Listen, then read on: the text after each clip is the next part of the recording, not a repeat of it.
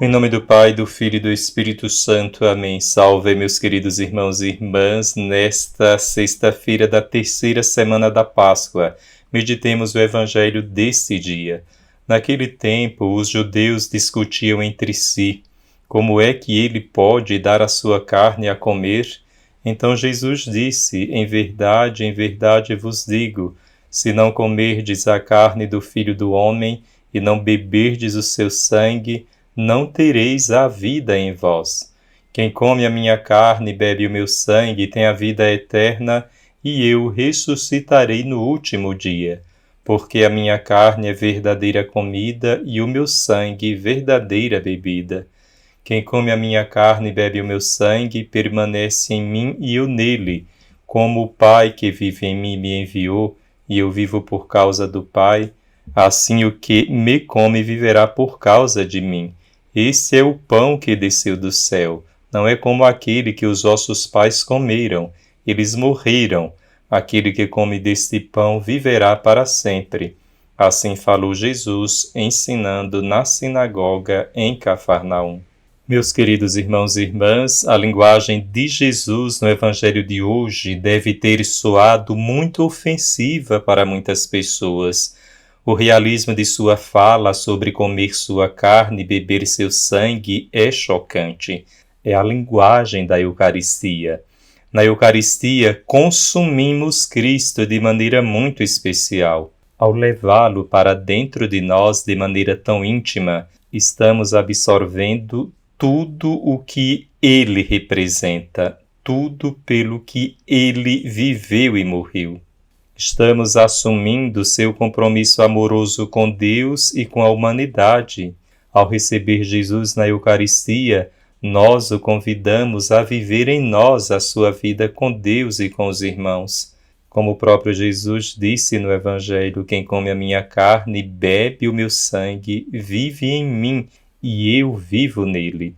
O Senhor vem a nós na Eucaristia para nos atrair a si, para que ele possa viver em nós e através de nós.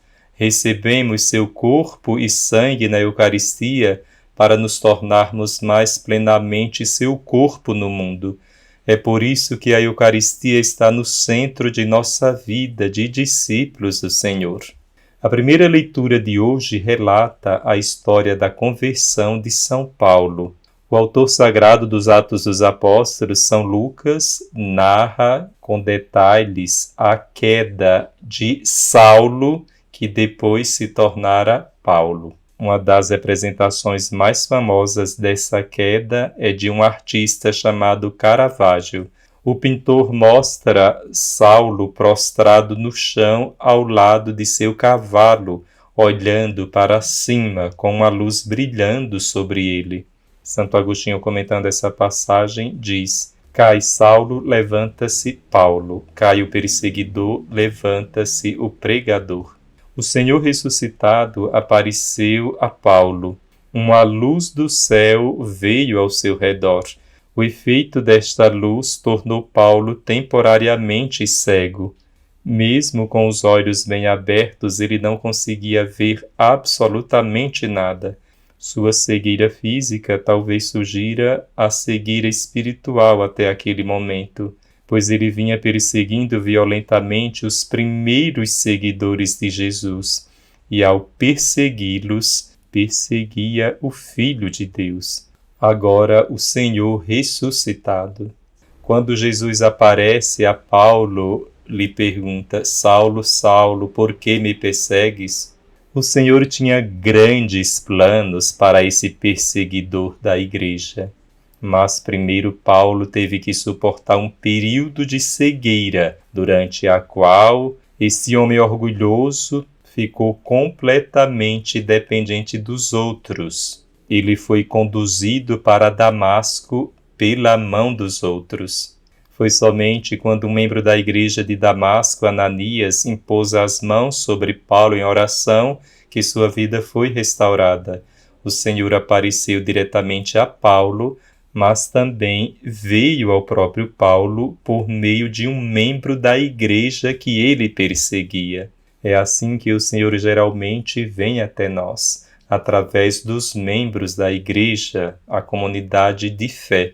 É por isso que nos reunimos como comunidade de fé em vários ambientes, especialmente no ambiente da Eucaristia. No Evangelho, Jesus declara que vem a nós no pão, para que dele possamos tirar vida. Reunimo-nos para celebrar a Eucaristia, para que possamos aurir do Senhor a vida. Paulo, certa vez, perseguiu o Senhor, mas depois de sua experiência perto de Damasco, ele passou a buscar a vida no Senhor, ao se reunir com outros membros da Igreja na Eucaristia. Enquanto Saulo perseguia Cristo, Cristo perseguia Saulo e o transformou num dos maiores implantadores da Igreja do cristianismo.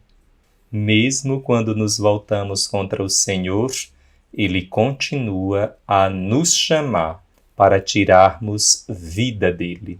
O Senhor esteja convosco, ele está no meio de nós. Abençoe-vos Deus Todo-Poderoso, Pai, Filho e Espírito Santo. Amém.